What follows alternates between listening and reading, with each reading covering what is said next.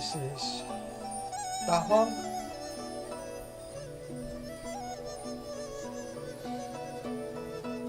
Chin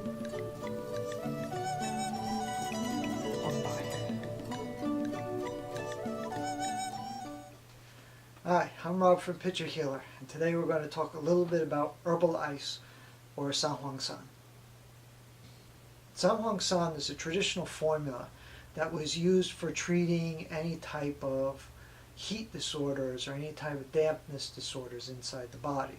Well, what does that mean? Well, as I said before, dampness is like a water problem. So you're looking at edema, you're looking at jaundice. Depending on the location of the jaundice and edema, you would use a certain herb. Now, San Huang San has 3 herbs inside of it. You have Huang Qin, which takes care of everything in the upper part of the body. You have Huang Lian, which takes care of the middle, and then Huang Bai, which is from the lower part of the trunk.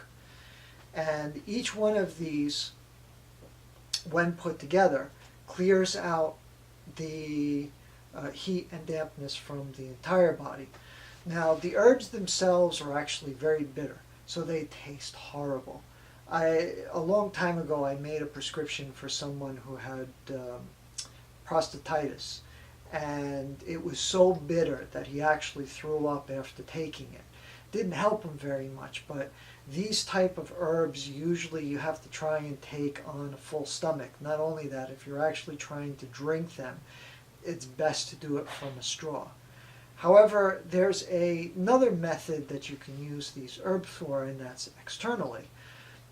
One of the old martial arts idea is you could make a tincture from these 3 herbs. You were able to put it on an area that was swelling or hot, enlarged, and it would bring the swelling down. This is actually more practical because, of course, that you're not taking it, but it's more readily available, especially in the olden times, than just ice. Because if you're stuck in the middle of southern China, you're not going to be able to find ice very easily unless you climb up the mountain. So there has been discussions in the medical community about the effectiveness of the RICE method. And if you're not familiar with this, RICE, R-I-C-E, it stands for rest, ice, compression, and elevation. They want to do this whenever you have an injury and there's swelling, heat in a specific area, usually around the joint. In Chinese medicine, we like to say that while ice is cooling, if you leave it on for too long, it can do more damage than good. Why is that? Well, the ice, while cooling, is also congealing. And what you're doing is as you're leaving the ice on the area, it's actually constricting the area and it's constricting the blood flow. You can put ice on it, but you really only want to keep it for about 10-15 minutes. After that, you want to take the ice off. This way you can let the area relax a little bit, let the blood flow through, see if the swelling comes down. Now, as I was mentioning, the martial artists use this as a way of cooling the area, but without using the specific temperatures that ice has. As I mentioned before, the properties of the 3 herbs are cooling. So you'd be able to put it on. It will feel cool. It'll help move that water, all that accumulation out from the swelling. And it'll help to start the healing process. And again, just the 3 herbs themselves are useful, but whenever we're using it for an injury, it's best to have modifications. If you look online, there are a lot of different formulas that you can use. For example, you have Tom Basilio's book, A Tooth from the Tiger's Mouth. He has a specific formula there. You also have Plum Dragon herbs, where you can find a whole bunch of herbs if you need to make dietajo. They have their own formula. But the more you learn about the formula, the more you learn about herbs, the more that you can tailor this specific formula for your own injuries or something else that happens. there are different things that you can put with it. For example, if you want to cool the area a little more, you want to try and move the blood a little more, you can add peony tree bark, which is also called mudan pi. It has a cooling effect. It also cools and moves the blood.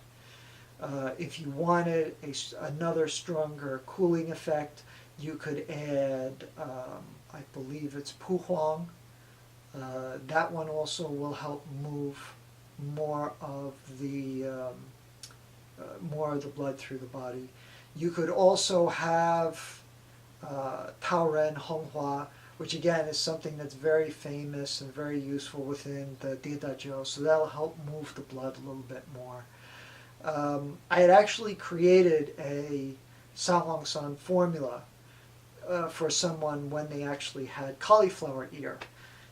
We were hoping that maybe it would work out really well. I had found a specific herb that helps to move out any type of pus. And it did actually work very well for the cauliflower ear. However, he tried it later when his ankle got swollen. And after about a couple of days, his ankle was almost back to normal again. Not only that, but he was also able to use it and get back towards his martial arts process. So, I mean, there's a lot of flexibility. There's a lot of things that you can use with it that you can tailor it to your own tastes. Now, a lot of the formulas that you'll see online also, they'll have 3 huangs, but they're also not the same. You'll see huang qin, you'll see huang bai, but you'll see da huang. And the reason those formulas have da huang is because in the old days, huang lian was actually expensive. So they used da huang as just a cheap alternative. And it does have the same properties. You could use it. I mean, nowadays, huang lian doesn't cost that much. I mean, I wouldn't be surprised if the two are about the same cost. So how do you put it together? Well, the nice part about San Huang San is you have a lot of options to use. You can turn it into a cream, so you can basically crush up the herbs. You can get one of those vitamin E creams from one of the pharmaceutical markets. Just put it in, stir it up. It'll turn yellow, of course. And what you can do is you can put it on the injury basically exactly when it happens. You can also put it into a type of ointment. You can use oil, beeswax, the same way as you would with zisao, as we talked about. There's also, you can also use it as a diadajiu. You can put it into a nice gallon of alcohol, let it sit for 6 months. Then from that point you can put it into a little spray bottle, and when you get any type of swelling you can just spray it onto there. You can also follow through with the same rice method, but instead of using ice, you just use herbal ice instead. So you'll have rest, you'll have herbal ice, you'll have elevation and compression.